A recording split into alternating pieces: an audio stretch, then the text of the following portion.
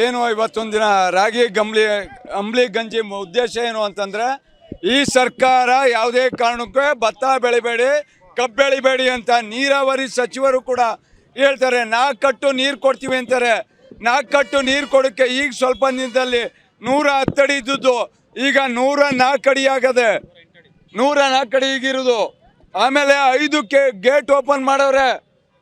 5 gate open ಮಾಡಿ ಏನು ತಮಿಳ್ನಾಡಿಗೆ ಅತಿ ಹೆಚ್ಚುವಾಗಿ ನೀರು ಬಿಡ್ತಾವ್ರೆ.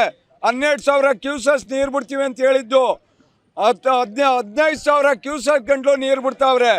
ನಮ್ಮ ಬೆಳೆಗೆ 4 ಕಟ್ಟು ನೀರು ಕೊಡೋದ್ರಿಂದ, ಅದು 15 ದಿನಕ್ಕೊಂದು ದಿನ ನೀರು ಕೊಡೋದ್ರಿಂದ ಯಾವುದೇ ಕಾರಣಕ್ಕೂ ಯಾವುದೇ ಬೆಳೆನೂ ಕಾರಣ ಏನು ಅಂದರೆ 15 ದಿವಸಕ್ಕೆ ಯಾವ ಬೆಳೆನೂ ಈ ಭೂಮಿಲಿ ನಿಂತ್ಕೊಳ್ಳೋದಿಲ್ಲ. ಕಾರಣ ಏನು ಅಂದರೆ ಬರ ಬಂದಿದೆ, ಭೀಕರ ಬರಗಾಲ.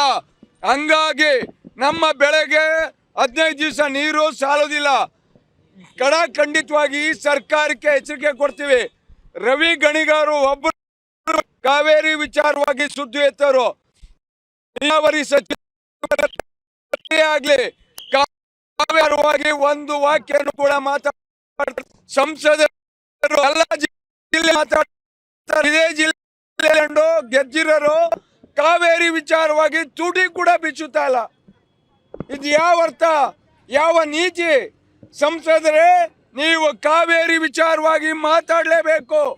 ಕಾವೇರಿ ವಿಚಾರಕ್ಕೆ ಹೋರಾಟಕ್ಕೆ ಬರಲೇಬೇಕು. ನಮ್ಮ ಜೊತೆ ಕೈ ಜೋಡಿಸ್ಲೇಬೇಕು.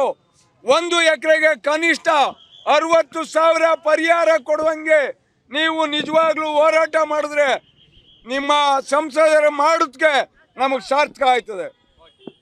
ಏನು ಇವತ್ತೊಂದು ದಿನ ರಾಗಿ ಅಂಬ್ಲಿ ಗಂಜಿ ಉದ್ದೇಶ ಏನು ಅಂತಂದ್ರೆ ಈ ಸರ್ಕಾರ ಯಾವುದೇ ಕಾರಣಕ್ಕೂ ಭತ್ತ ಬೆಳಿಬೇಡಿ ಕಬ್ಬು ಬೆಳಿಬೇಡಿ ಅಂತ ನೀರಾವರಿ ಸಚಿವರು ಕೂಡ ಹೇಳ್ತಾರೆ. 4 ಕಟ್ಟು ನೀರು ಕೊಡ್ತೀವಿ ಅಂತಾರೆ. 4 ಕಟ್ಟು ನೀರು ಕೊಡೋಕ್ಕೆ ಈಗ ಸ್ವಲ್ಪ ದಿನದಲ್ಲಿ 110 ಅಡಿ ಇದ್ದದ್ದು ಈಗ 104 ಅಡಿ ಆಗದೆ. 104 ಅಡಿ ಈಗಿರೋದು. ಆಮೇಲೆ 5 ಗೇಟ್ ಓಪನ್ ಮಾಡವ್ರೆ.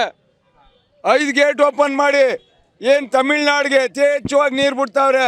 12,000 ಕ್ಯೂಸಸ್ ನೀರು ಬಿಡ್ತೀವಿ ಅಂತ ಹೇಳಿದ್ದು 15,000 ಕ್ಯೂಸಸ್ ಗಂಟಲು ನೀರು ಬಿಡ್ತಾವ್ರೆ.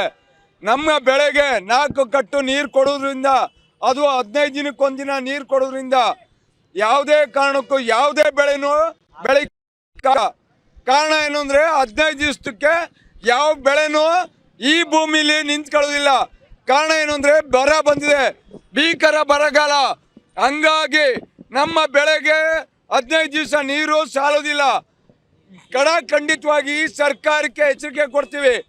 ರವಿ ಗಣಿಗಾರು ಒಬ್ಬರು ಕಾವೇರಿ ವಿಚಾರವಾಗಿ ಸುದ್ದಿ ಎತ್ತವರು, ನೀರಾವರಿ ಸಚಿವ ಆಗ್ಲಿ ಕಾವೇರವಾಗಿ ಒಂದು ವಾಕ್ಯನು ಕೂಡ ಮಾತಾಡ್ತಾರೆ. ಸಂಸದರು ಎಲ್ಲ ಜಿಲ್ಲೆ ಮಾತಾಡ್ತಾರೆ. ಇದೇ ಜಿಲ್ಲೆ ಗೆದ್ದಿರೋರು ಕಾವೇರಿ ವಿಚಾರವಾಗಿ ತುಟಿ ಕೂಡ ಬಿಚ್ಚುತ್ತಾ ಇಲ್ಲ. ಇದು ಯಾವ ಅರ್ಥ, ಯಾವ ನೀತಿ? ಸಂಸದರೇ, ನೀವು ಕಾವೇರಿ ವಿಚಾರವಾಗಿ ಮಾತಾಡಲೇಬೇಕು. ಕಾವೇರಿ ವಿಚಾರಕ್ಕೆ ಹೋರಾಟಕ್ಕೆ ಬರಲೇಬೇಕು. ನಮ್ಮ ಜೊತೆ ಕೈ ಜೋಡಿಸ್ಲೇಬೇಕು. 1 ಎಕರೆಗೆ ಕನಿಷ್ಠ 60,000 ಪರಿಹಾರ ಕೊಡುವಂಗೆ ನೀವು ನಿಜವಾಗ್ಲೂ ಹೋರಾಟ ಮಾಡಿದ್ರೆ ನಿಮ್ಮ ಸಂಸದರ ಮಾಡೋದಕ್ಕೆ ನಮಗೆ ಸಾರ್ಥಕ ಆಯ್ತದೆ.